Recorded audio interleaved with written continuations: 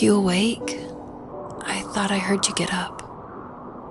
Yeah, I'm awake. Sorry, I just can't sleep. Are you thinking about him? Yeah, a bit. Usually get back to sleep, my love. I'm fine.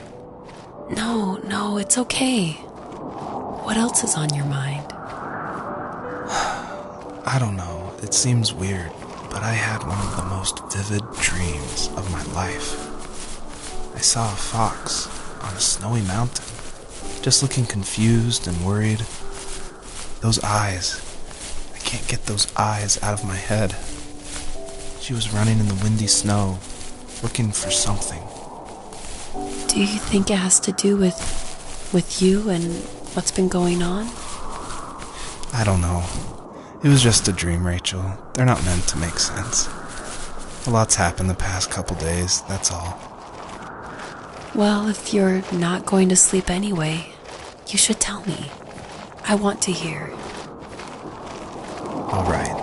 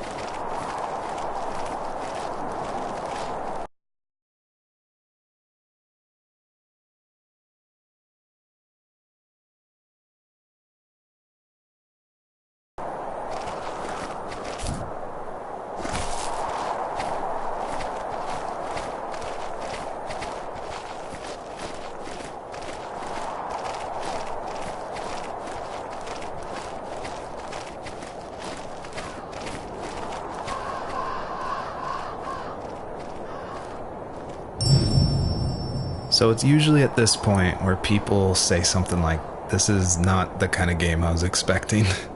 And that happened a lot at PAX West when I showed it. We'd have little kids play it, but then they see a dead fox cub, or a kit is technically the word, but cub sounds, I don't know, it sounds better. Like Wes Anderson uses it in Fantastic Mr. Fox, so I thought cub would be alright. But anyway, having this game, I wanted it to be more serious. This game's based on dealing with the death of my father, which is the hardest thing that's ever happened to me and my family. But I don't want to talk about it here, and I didn't want to talk about it with anybody really to this day still. It's very personal. And that's why I made this game. That's exactly the reason. Because I wanted to get those feelings out and communicate with people without talking about it. And so that's what the first tree is. It's me dealing with my feelings, and it was a personal project, and it was just me, and it actually, I'm really glad I made it, but it wasn't easy to make, I guess is what I'm saying.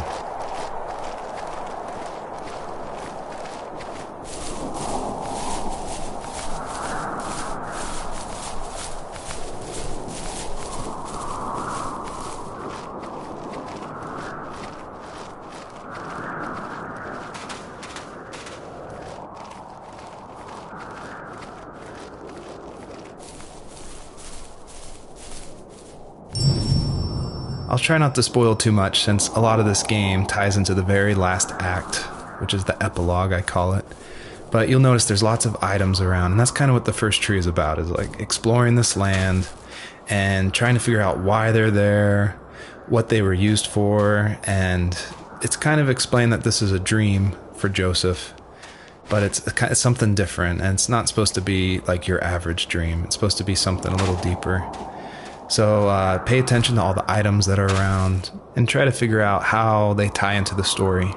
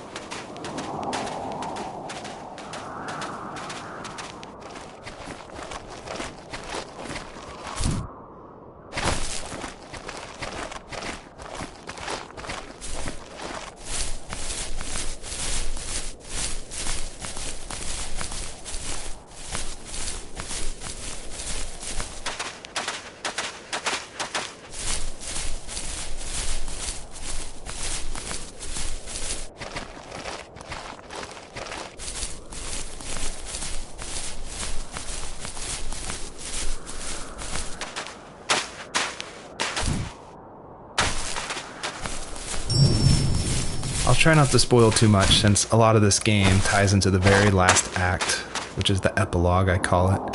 But you'll notice there's lots of items around, and that's kind of what the first tree is about, is like exploring this land and trying to figure out why they're there, what they were used for, and it's kind of explained that this is a dream for Joseph, but it's something different, and it's not supposed to be like your average dream. It's supposed to be something a little deeper. So pay attention to all the items that are around and try to figure out how they tie into the story.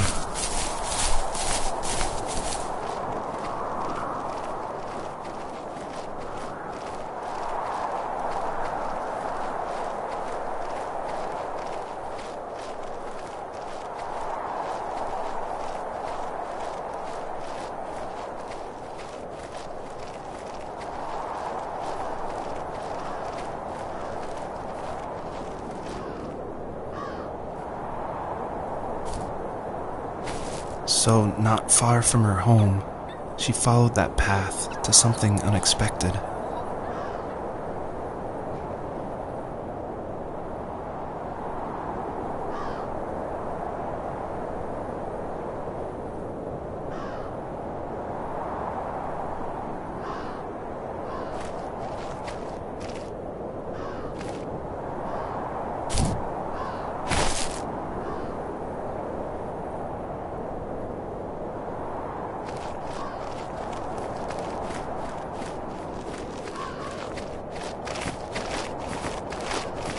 She couldn't stay, though. She had to find her other 2 children. So she took that path. She followed it towards something ancient. Something with answers.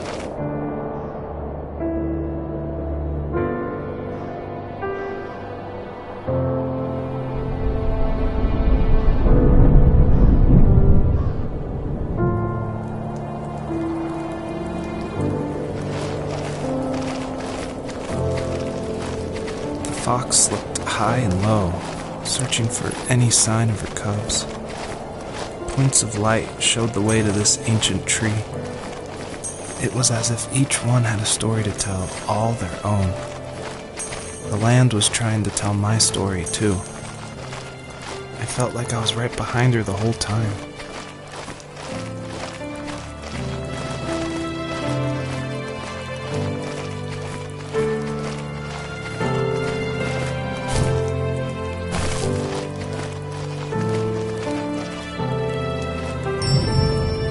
The bunnies were added because my wife, Elise, who also voices Rachel in the game, who's also helped a ton to make the game, as we were playing, she just said the world felt kind of empty and not alive enough.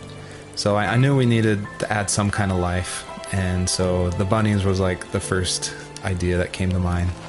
And like most of the game, I used like publicly available assets to speed up production because I was working full-time along with making this game, and we just had our first baby, a little girl named Evelyn.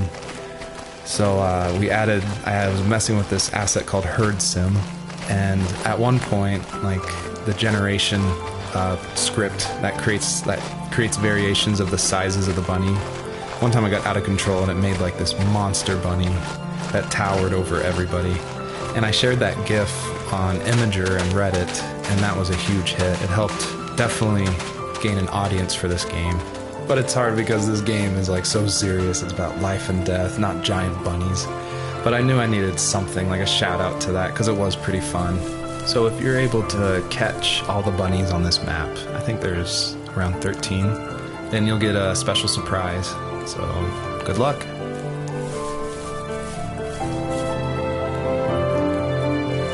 As a kid, did you ever do show and tell in your class? Yeah, I think I only did it once, when I was in the 4th grade. You know how my life was around then. I wanted to show my class what helped pass the time and distract me, so I brought a dozen paper cranes I had made. I think I told everyone how badly I wanted to be a bird and fly, embarrassingly enough. Don't be embarrassed. Every kid wants to fly. For me, it was another toy from my dad, a wooden boat. I remember guarding it so carefully in my hand as I walked into class. When I sat down, a group of boys immediately made fun of it. They asked which trash can I found it in, or why an ugly log was my favorite toy. When I got up, I didn't even want to tell them my dad had carved it. I said it was a joke gift my friend had given me. Kids can be so cruel. Some of them are. I shouldn't have let them get to me, but it did. It's amazing we bounced back at all.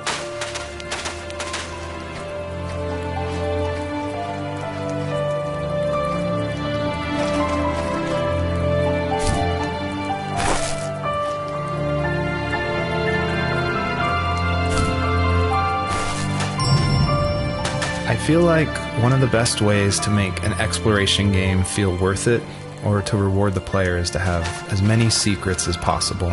Like some of my favorite games like Dear Esther and Gone Home and Firewatch. I love those story-driven games.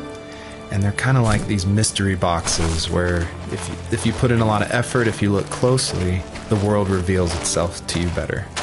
So there are like secrets in the first tree. See if you can find one of these hidden items by digging around in these unmarked spots around this area.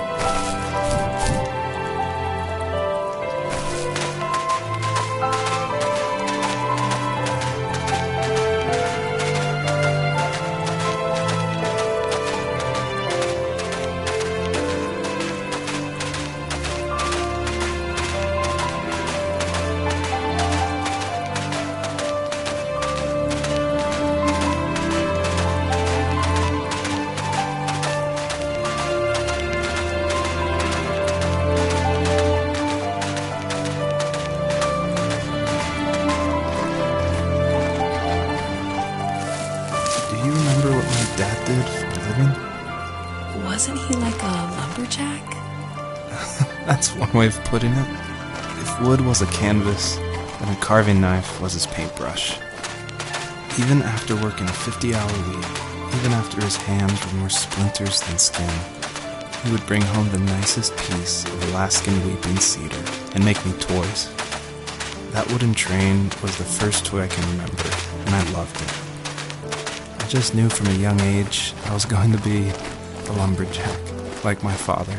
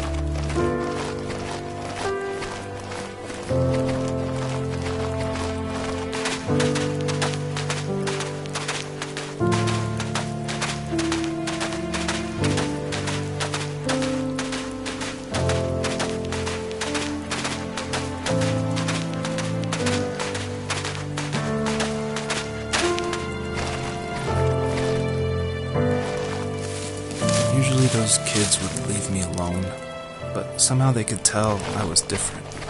They made fun of how far away I lived. They called my dad a sourdough. I was a blabbermouth as a kid, telling my dad stories I made up for hours. But after that show and tell, I didn't tell him much anymore. He didn't know exactly what was wrong, but his best guess was that the toys he carved weren't cool enough. He carved me a tank and tried to tell me what it was like to be in a real tank as a serviceman. I didn't know your dad was in the military. Yeah, in the army. The sad thing is that I'd pretty much forgotten until just now. There's so much I still don't know about him. I'm sorry. He knows how much you love him. You're going to see him again soon and have some closure, I'm sure.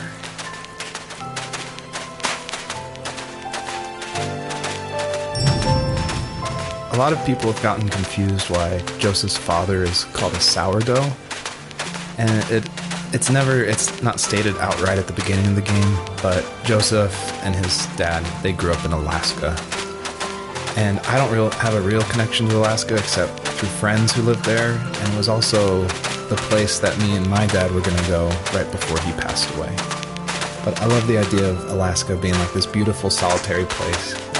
But anyway, what that has to do with sourdough is it's an Alaskan slang term about like someone who lives in the backwoods, like a redneck in Alaska. So I thought that was just to put some authenticity into the game, I added that word.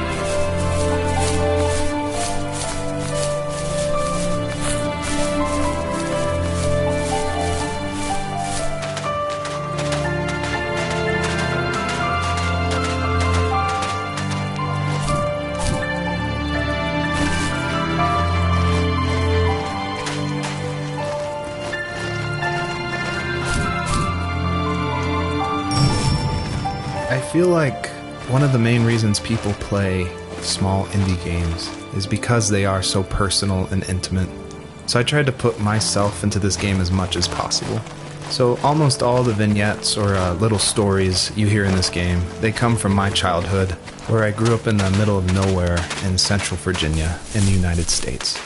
So yeah, that's probably why I love games like this so much, where you explore this open, wide environment and just find interesting things, because that's exactly what I did as a kid.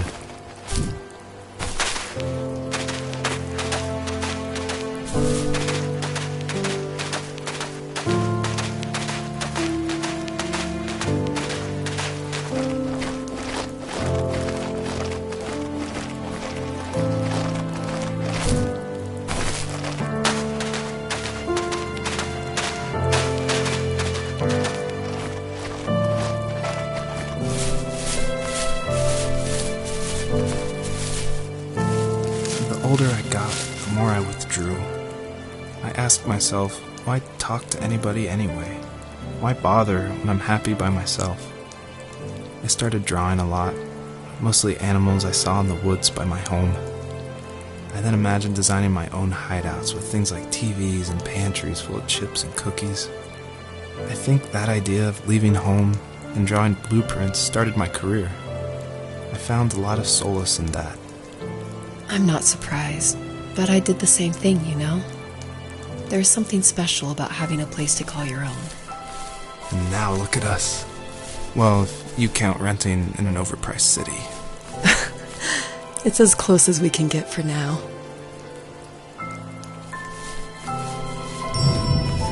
I thought it was important to say that, yes, I actually did draw this with crayons. And it was just funny to me one day that I was like, I'm working on my game, and I pulled out my little 1-year-old's like crayon set to draw this item for this game.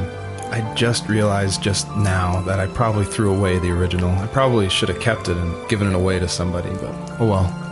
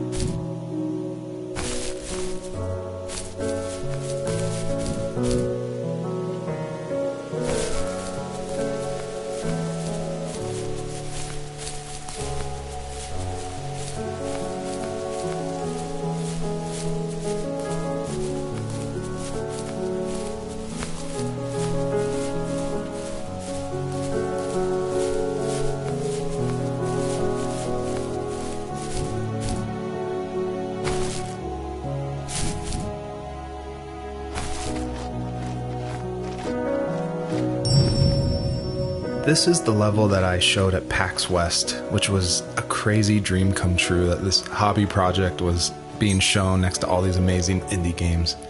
So I decided to show this level because it's smaller, there's like some jumping puzzles, and I thought it was a good entry into the game.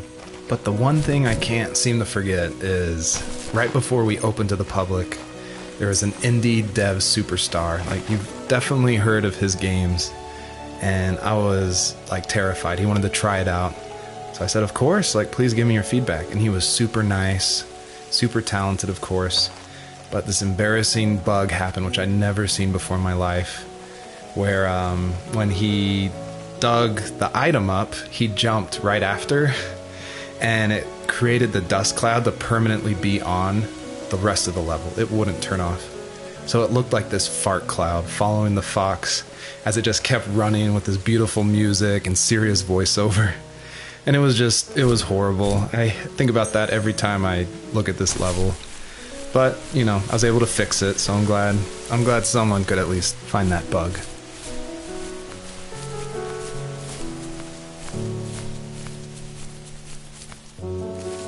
My teenage years were full of sketching, angst, and trouble. I wasn't popular or unpopular. Maybe just forgettable.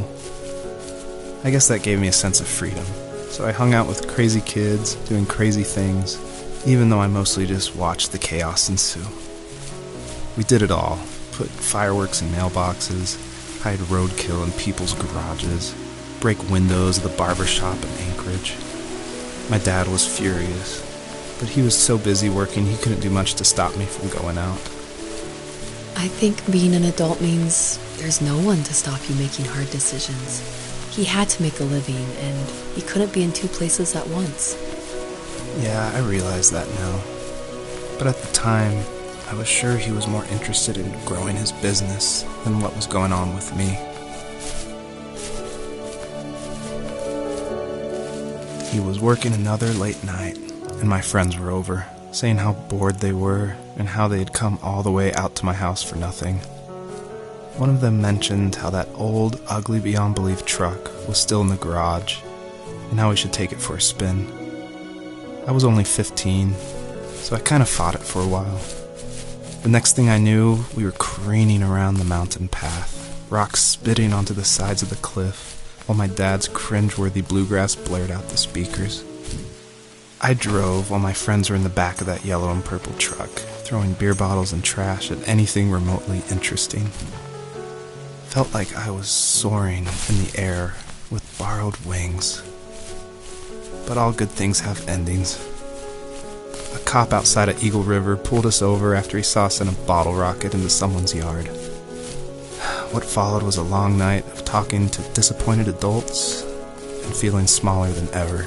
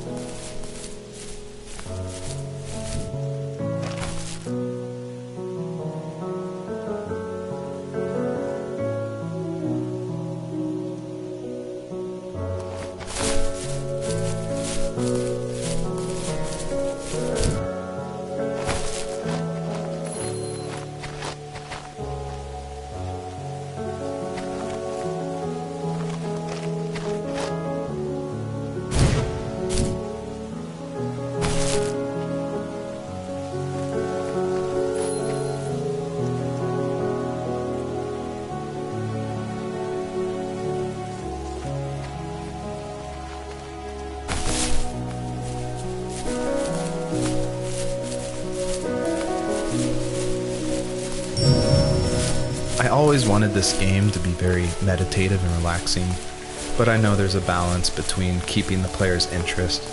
So I added this butterfly jumping mechanic just to spice things up.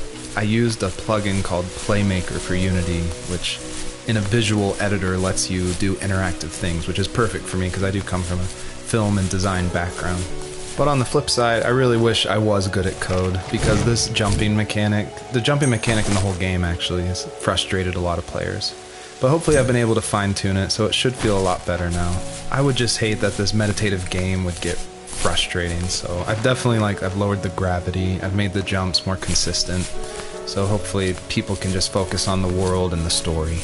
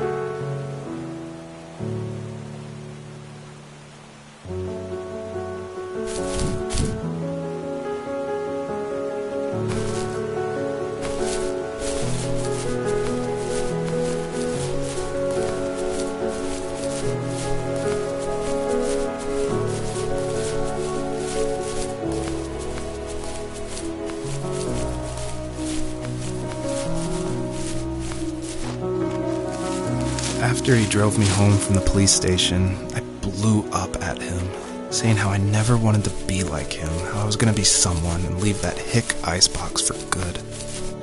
He just looked forward at the road with tired eyes. I took out that bluegrass tape from the cassette deck and chucked it out the window. In my sage teenage wisdom, I thought I had proved the ultimate point. But my dad had a different idea. He slammed the brakes, slowly bowed his head while gripping the steering wheel, and finally looked at me. All he said, like it was a polite request, was, "Make this right." I sat there in silence, fuming, but I eventually got out and combed every square inch of the woods, muttering profanity after profanity. I found it 30 minutes later, near a small waterfall off the road. I went back to the truck, put the wet tape back in, and sure enough, it worked. We didn't speak another word to each other the rest of the night. Wow, I knew you were a crazy teenager, but... It's hard to believe, isn't it? It surprises me too. It's like I didn't really know who that kid was back then. I bet my dad thought the same thing over and over. It's almost like he was saying, "Make this right," to himself, more than to me.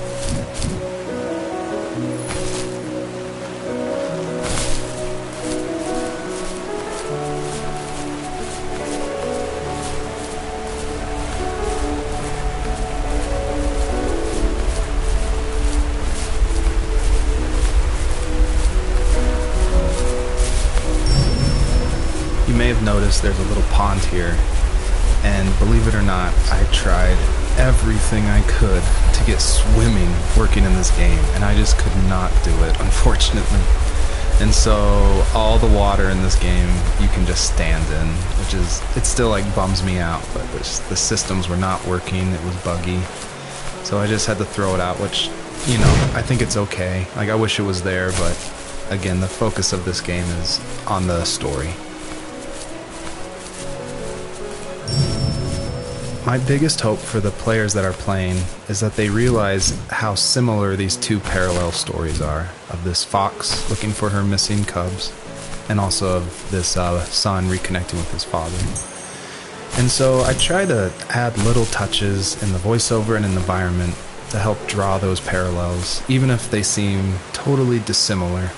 A big example is the truck, for instance, that Joseph grew up with. It's purple and yellow like the butterflies for this fox.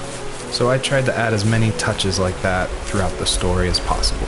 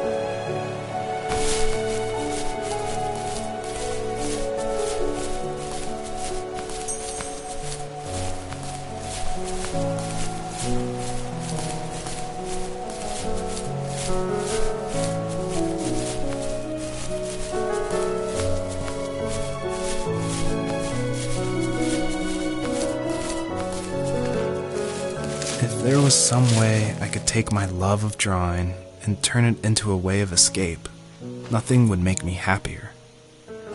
I wanted to create instead of tearing trees down. I wanted to move to the lower 48, not because I hated it there in Alaska, but I hated the idea of it. It's like all of that spite inside me had created this monster which followed me around my whole teenage years. I put so much energy into doing what others didn't expect of me. Why did I do that? There's one fact you're forgetting, though. If you didn't have that fire in you, we probably would have never met. You're absolutely right. Maybe the destination is all that matters in the end. But then why am I awake? Why am I seeing this fox go on her journey? And why can't I stop thinking about my dad?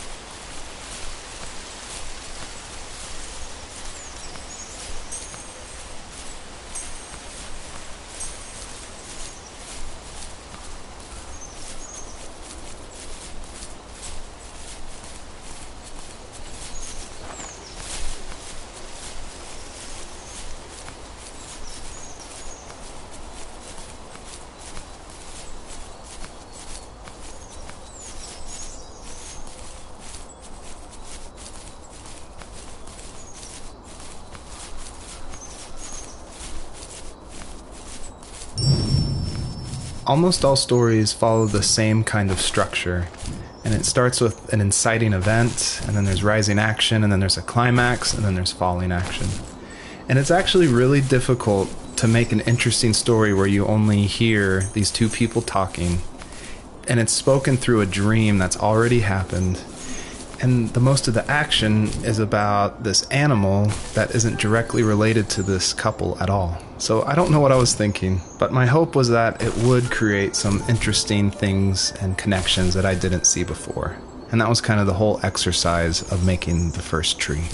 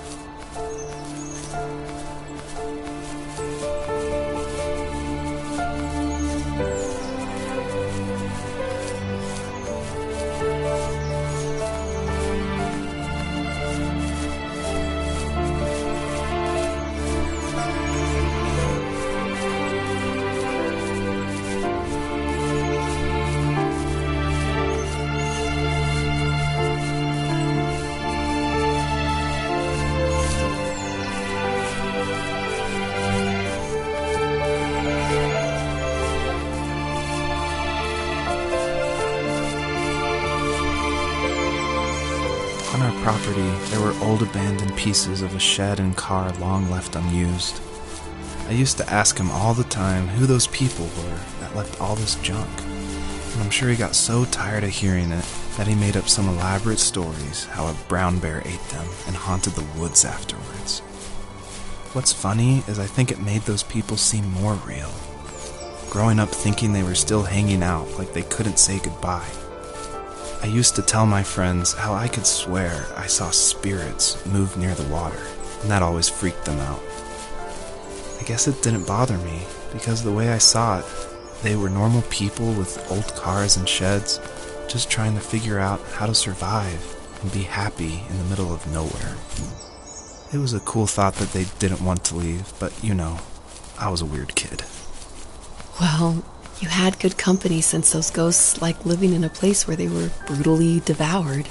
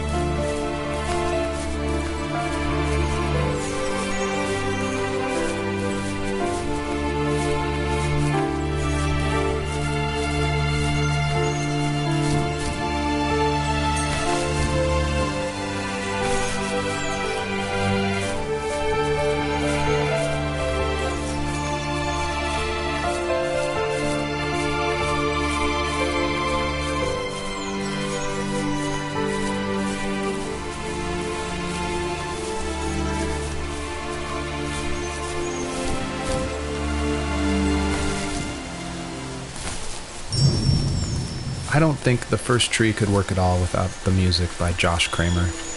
And his music is actually publicly available to license, and so it was affordable for me since this was a hobby project. And it's something I like to tell new indie developers all the time, like, you can't afford that composer, you can't afford a full-time programmer. You need to cut corners and finish your game, and the way to do that is to use these amazing publicly available assets that anyone can purchase and license. And so his music is incredible, and I actually haven't talked to him that much, I've just emailed him. But his music was nominated for Most Emotional Music at the Emotional Game Awards in France, and he's just a really nice guy. And I think there's so much amazing content out there that if you're thinking of making a game, like, look around and see what you can make work on a tight budget, because it worked really well for The First Tree. Even at my most distant, at the times when I detested him the most, he kept reaching out. For a year straight, he asked me every week when we were going camping. I thought he was just dense. Eventually, to shut him up, I agreed. We carried out the worn lawn chairs from the garage and set up a cinder block campfire at the site we'd always used behind the house. We walked down the mountain path, talking in the warm sunshine we only got a couple months of the year. Those 3 obsidian rocks shimmered alongside the shore, almost like sparklers pressed against a dark window. I'll never forget that wet stone on my feet, or how those massive mountains looked even bigger in the lake's reflection. I felt small, but grateful. As the sun set, my dad found something I hadn't seen for a long time. The tree where I'd made my first carving when I was 6. I hadn't even carved it. My dad had helped me, but I still called it my tree. Something about seeing my name there made me open up, and we talked about everything that night in that old camouflage tent. I told him how much I loved sketching and design, and how it would be a dream to study architecture in Seattle. I told him how I didn't get along with my friends much anymore, but that I didn't mind being alone. He told me he was there for me, and he joked that if all he had to do was write my name on a tree to finally get me to talk, he would have left me carved logs with novels on them in front of my room every morning. I don't know why it took me that long to realize it, but it was then I knew how much he had sacrificed for me.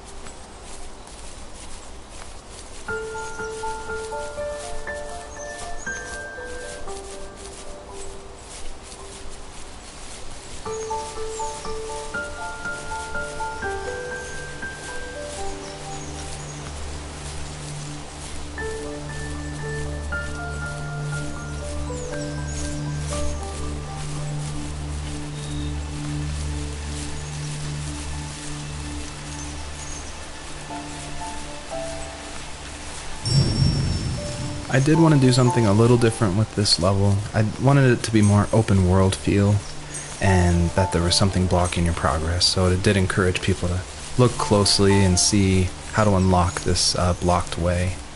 And I do like just walking around this level and listening to the beautiful music by Josh Kramer. His work really sets the mood for the whole game.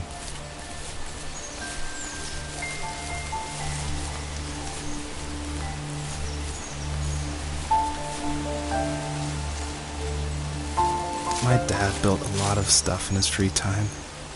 If he wasn't watching fly fishing or reading Tom Clancy novels, he was carving something.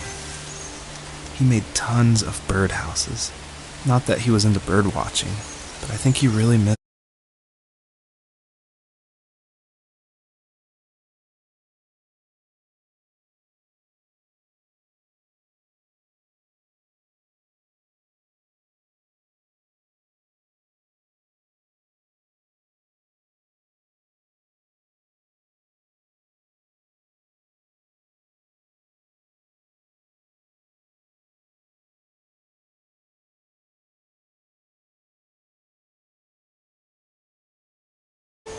If he couldn't afford the time to build onto our own house, he would have to settle with watching birds move into their little homes.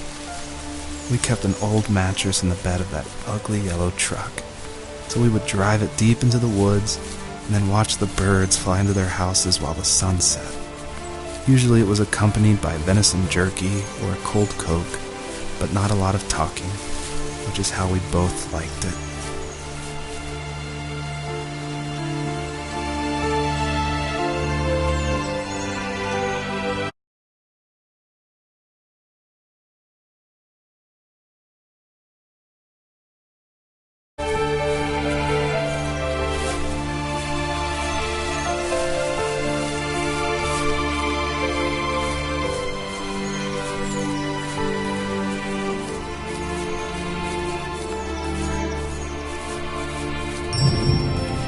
Earlier I said I just love going through video games and exploring, like looking at every nook and cranny and just trying to find little details.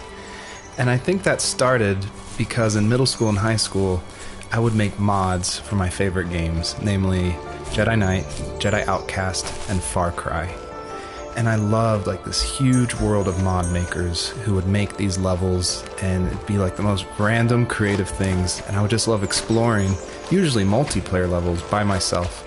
So even though I went to college for film, before that, like before high school, I was making video games and mods, and it was my favorite thing in the world. I made a ton of different levels. I made an abandoned space hotel with a dance floor and cafeteria. I made a haunted campground with cabins and tents. I made this whole city with like the first ever day-night cycle with running showers and stuff in the hotel and the apartment buildings. And I just loved making those mods, and I think that carries over to my game, The First Tree, and also the one before that, Home is Where One Starts, which is it's exploration. You're just looking around and appreciating the details.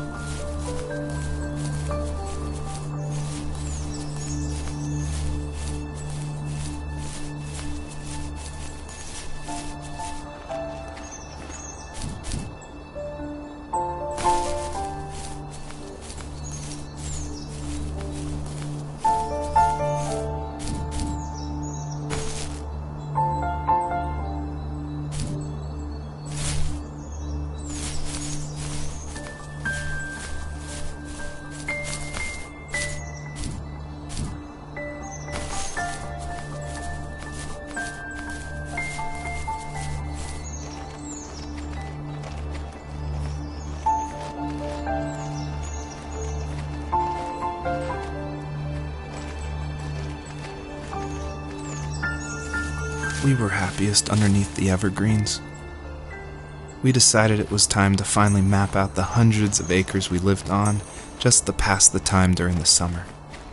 He was only free in the evenings, so I would spend the day wasting time on dial-up internet and sketching, and then we would rush into the woods, pen and map in hand, before evening fell.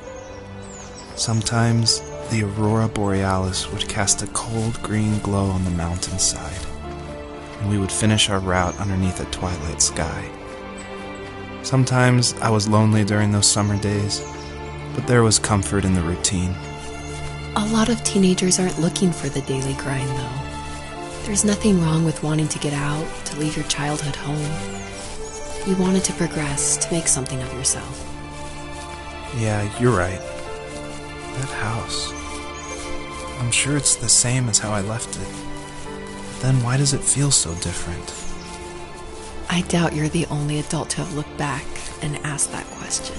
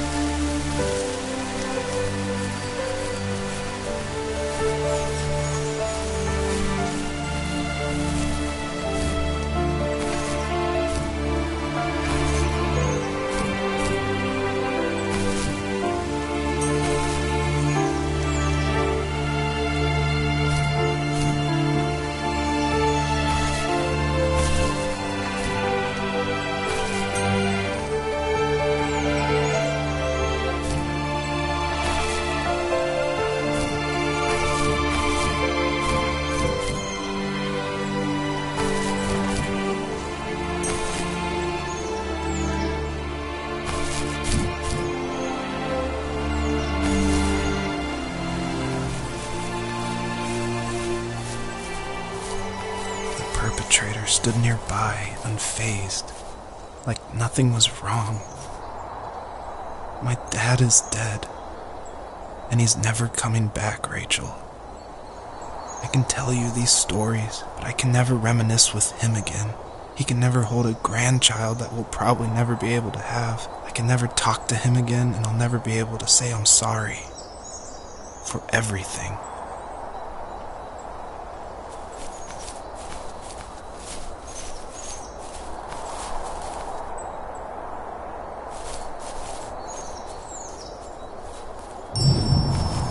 It was really important to me that the wolf in this story that takes the fox's cubs, that it wasn't explained at all. Like, it's just this entity that's in the background. And of course, it's supposed to represent something bigger than a wolf or even the fox. It's supposed to represent like the specter of death. And it comes when you least expect it. There's no justification. He's just there, always watching.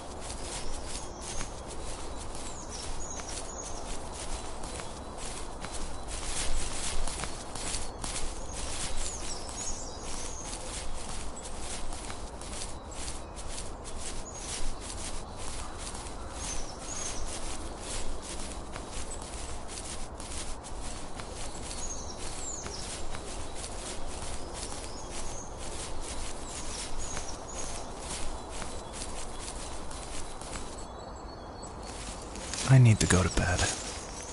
I just can't talk about this anymore. Good night.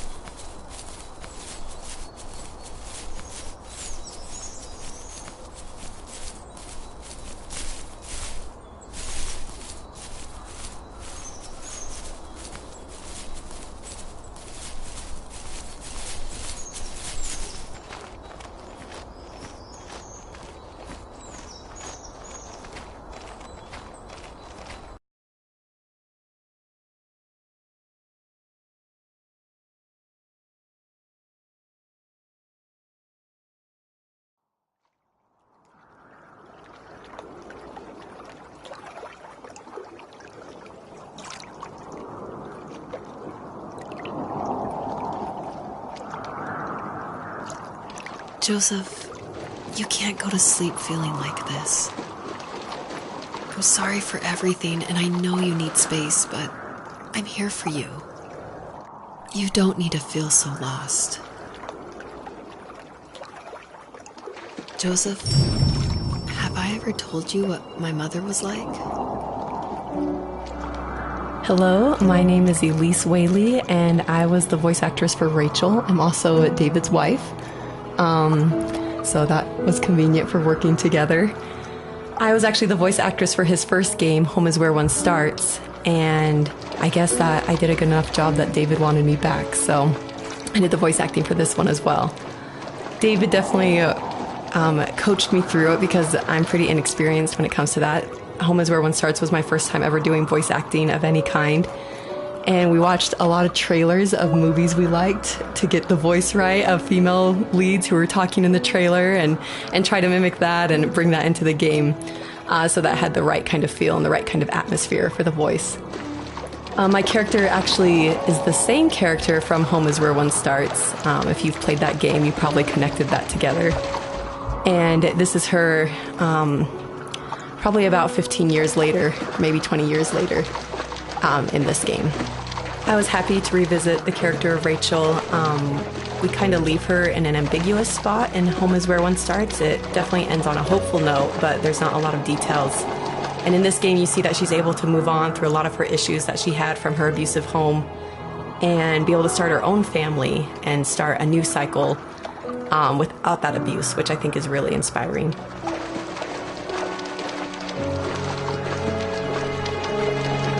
You know what it's like not to have a mom at home. And you know how hard that made my childhood. What helped me was watching the birds in the morning before the school bus came. I thought that my mother was one of those birds, and it made me want to be free like her. My mom taught me how to fold origami cranes while she was in the hospital. So I told myself I would fold one every day until I could fly myself.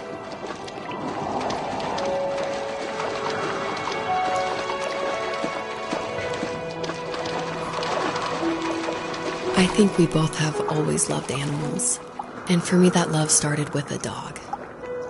Sometimes this Rottweiler would come up to our property line and wait at the fence for me, but only once in a while. I was sure to check every day immediately after school, and it usually ended in disappointment. I would even steal money from my passed-out dad just so I could buy these off-brand dog biscuits. Even when she did stop by, she never went beyond the fence. Why was she so scared?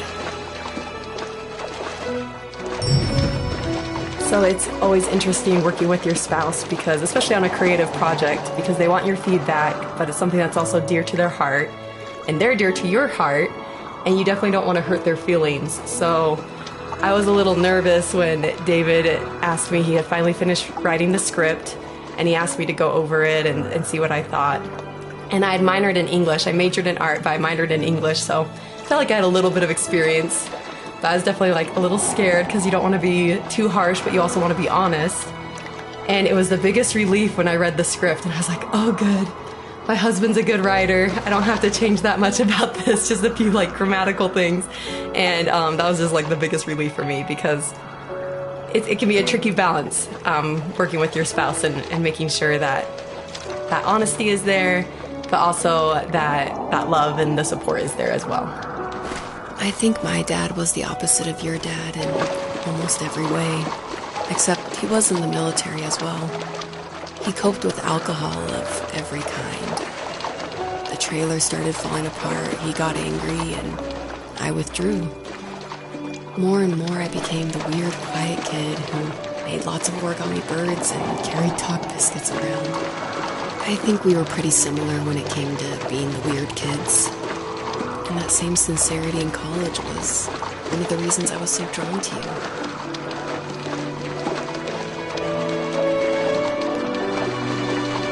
Life got worse and worse. And at one point, I really didn't think I could survive another day with my soul still intact. I had no real friends, let alone neighbors, since we lived in the middle of nowhere. I should have talked to my teacher, but I was scared what he would do if he found out. As I waited for the school bus one morning, I walked around until I found something in an abandoned shed. Something I can't put into words. So we're talking about Home is Where One Starts a lot, so if you haven't played that game, maybe this doesn't make as much sense, or maybe this is a little plug that you should go play it. But in that game, it actually features one of my artworks. I work as an artist and paper cutting, actually, and David used one of my artworks as a graffitied stencil in Home is Where One Starts that's against the wall of this shack. And it actually shows up again in the first tree, just a fragment of it. The first tree, the title actually comes from one of my artworks that I made back in 2015, I want to say. And I made this artwork while I was pregnant with our first child. And it had a lot of meaning for me, and David actually helped me come up with the title. And he asked, because I was really struggling, I was like, I have no idea what to call this, and I always go to David for title ideas and to bounce ideas off of him, and that's like the only way I can ever come up with a title is by talking with him. So we were talking back and forth and looking at this artwork, and he said, well, what kind of like movies or shows were you watching while you were making the artwork? Because my work's pretty tedious, so sometimes I'll watch a show or do some Netflix binging while I'm creating it. And I was like, oh, I actually watched Tree of Life a ton. And then we're like, Tree of Life. And we started thinking more about that and then arrived at the first tree. So it started off as one of my artworks and then became a part of David's art, which I think is really cool that we were able to share that title. You have strength, Joseph, and you're not as alone as you think. It's all just so pointless. Just waiting for life to happen. It's like having the home I always wanted is cursed out of my reach. The thought of being a parent myself. How could I do that when I couldn't even be a good son? I'm sorry. I know what you're saying. I just don't know how things will work out. These quiet hours will turn into years. We'll wonder which roads passed us by. Then we'll forge a new road together. Besides, I discovered for myself that one fateful morning where any hopeful road leads to. There may be thorns and mist, but it always leads to the same thing. And what's that? Family. I'm so glad that you're part of my family, Rachel. And I'm glad you're part of mine.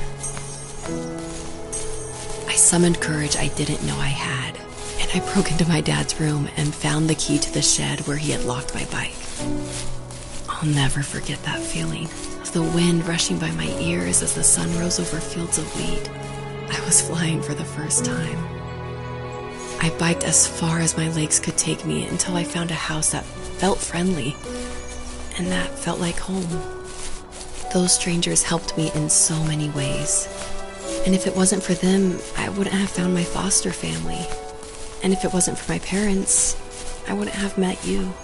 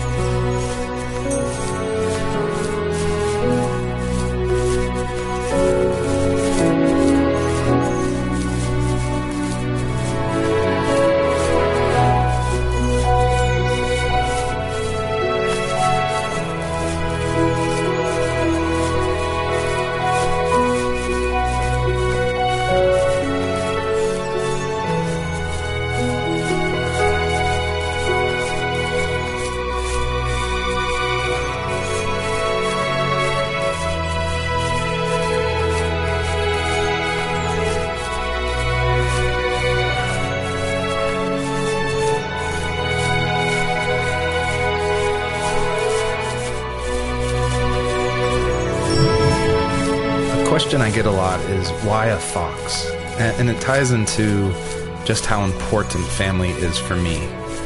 And Fox is actually a family name from my wife's side, from Elise. And she always heard about the legacy of the Fox family. And because of that, growing up, it was her favorite animal. She even made these 2 wooden foxes for our wedding cake toppers. So I thought it would be cool to have that animal in the game while these 2 people are having this conversation in the middle of the night.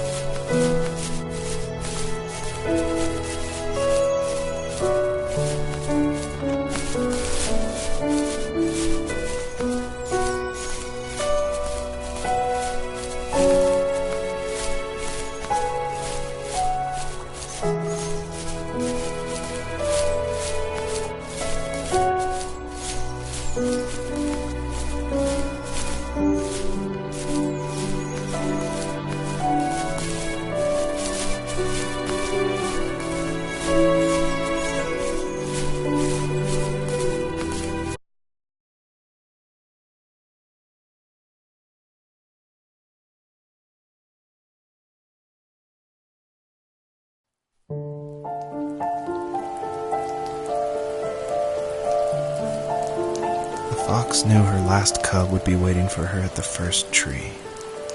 She was almost there. The rain cascaded onto the jade valley where the entrance to the tree was. Life was protected there, because that's where life began. It was now only a mother and a daughter left. Items from my life still dotted the ground as she moved closer to her destination and destiny.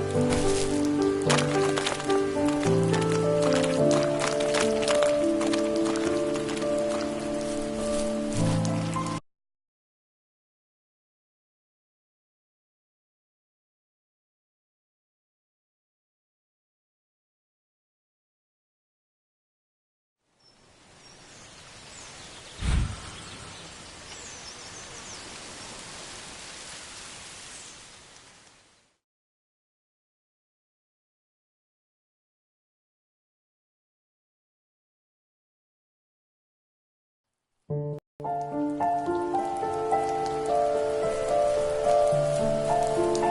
fox knew her last cub would be waiting for her at the first tree.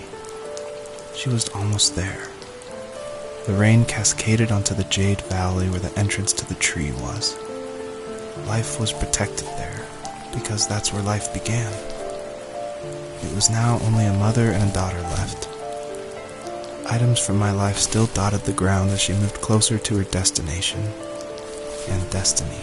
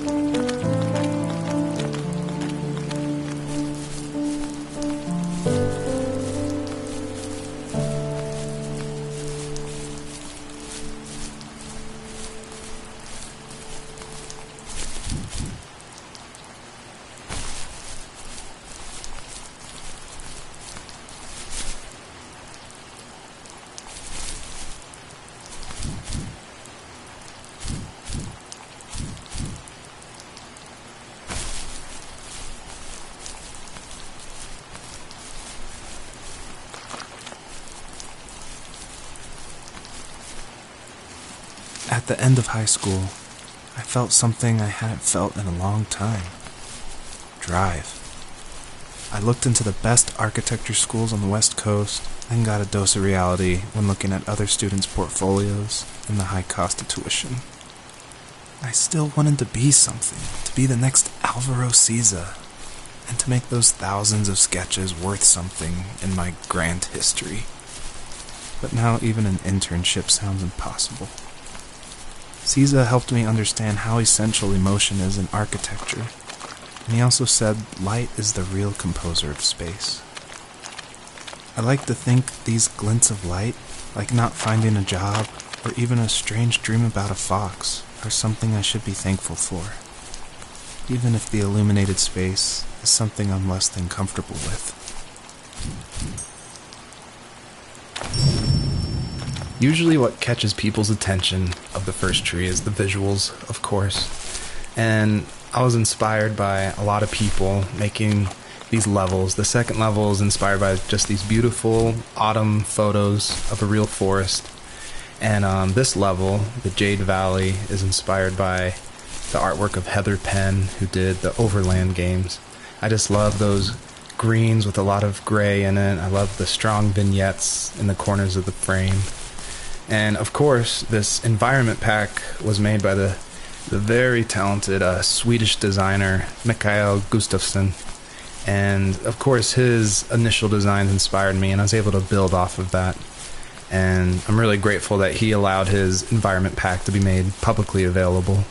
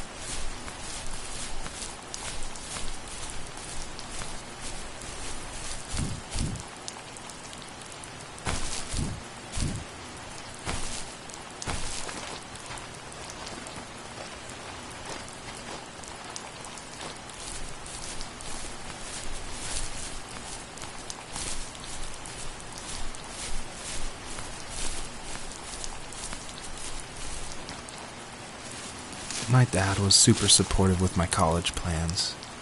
To a point. Things were okay until this terrible accident happened. I guess a forklift flipped over due to a bad axle, and it crushed one of the workers there. My dad didn't eat for days, even though he wasn't directly involved. It devastated him. Not only did it hurt the business, but it just freaked him out. He would talk in his sleep, muttering things about firing people and saying sorry. One fateful day he approached me, said that since my school search wasn't going well, I should finally be a man and take over the family business. He said one day he was going to die, and that all of his work, sacrifice, and even that man's life would be wasted in vain. I just lost it. Teenage me just exploded at the thought. I screwed up. I said things I shouldn't have. He was having a crisis, and I pretty much spit in his face.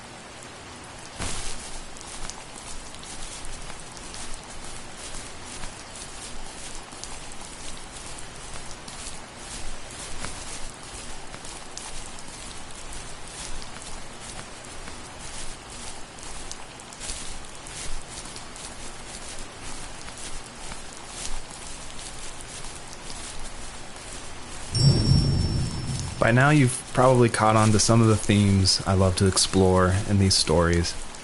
And the big one is of this tree, the first tree on Earth. And a lot of people have asked me, what does that mean? Why a tree? And basically, it boils down to this delicate balance between nature and its relationship with life and death. And I love these stories where they put like these microscopic relationships, like something of like a father and a son, and juxtapose it next to this epic story of like the creation of the universe and the first tree on Earth, and how they can be equally as important, because in my mind, like, my family is as important as like the creation of the Earth. And it reminds me of like some of the stories I love, like The Road by Cormac McCarthy, or The Tree of Life by Terrence Malick. Basically, I wanted to make sure the player felt that there was a higher power than themselves, and that there was something watching over them as they went through this story.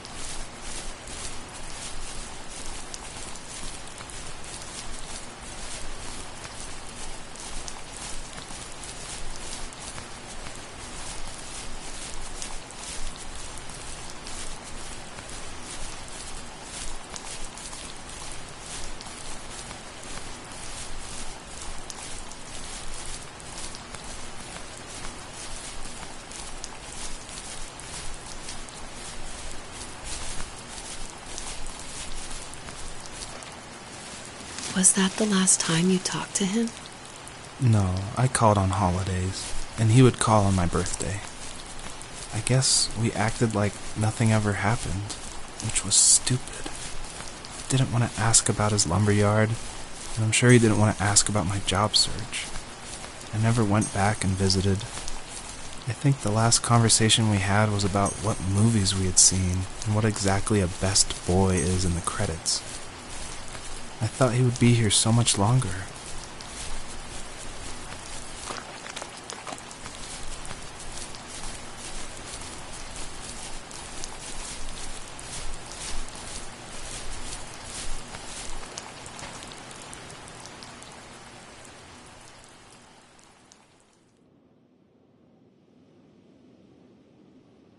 In the distance, the first tree illuminated the wasteland. She couldn't go home anymore. She did the only thing she was capable of: moving forward. My dad died alone in the middle of the wilderness. I should have been talking to him more. I should have done a lot of things differently. If the first tree on earth brought life with it, if it taught the birds to sing and fly and showed saplings how to grow,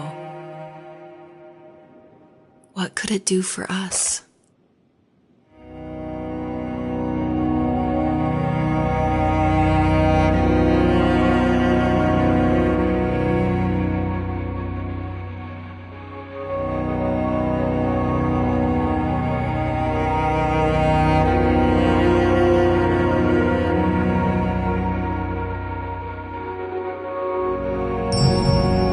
Obviously, this is a really emotional part, but I'm going to talk through it anyway. A lot of people correctly identify that Journey was like a huge inspiration for the first tree. And this part, it is like a callback to that part where you're climbing up the mountain with your friend you don't know, and it just gets snowier and snowier, and you just keep going, and then eventually you collapse. And that part, that made a huge impact on me. And I don't even own a PlayStation 3 or 4. I rented a PlayStation from like a rent-a-center right after completing Home is Where One Starts, just because I'd heard so much about it. And everyone was right. It was a very impactful game, and it definitely inspired the first tree.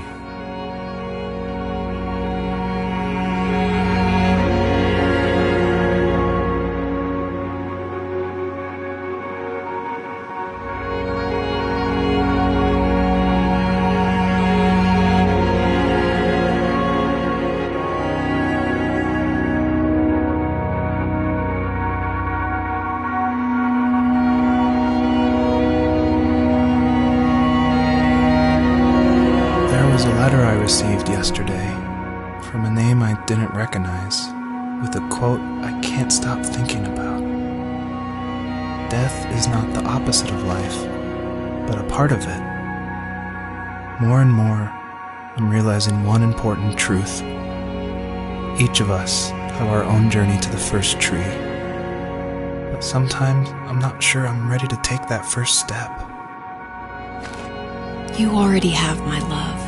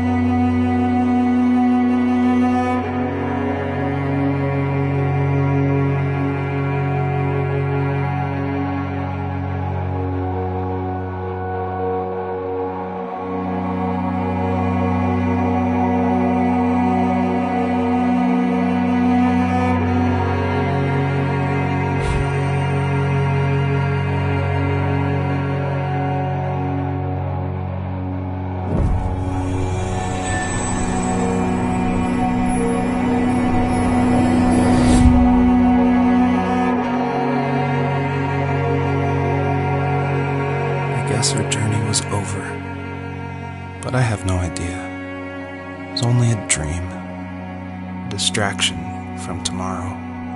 I don't think dreams normally bring back to memory so many important feelings. Maybe it was just a dream, but it was also a gift. Yeah, I suppose. But tomorrow we're getting on a plane to the last place on Earth I want to be. The only person that would have made the trip worth it is gone. You're going to see him and be with him one last time before you say goodbye. I have one last quote for you by Emerson, sealed in an imaginary letter from me to you.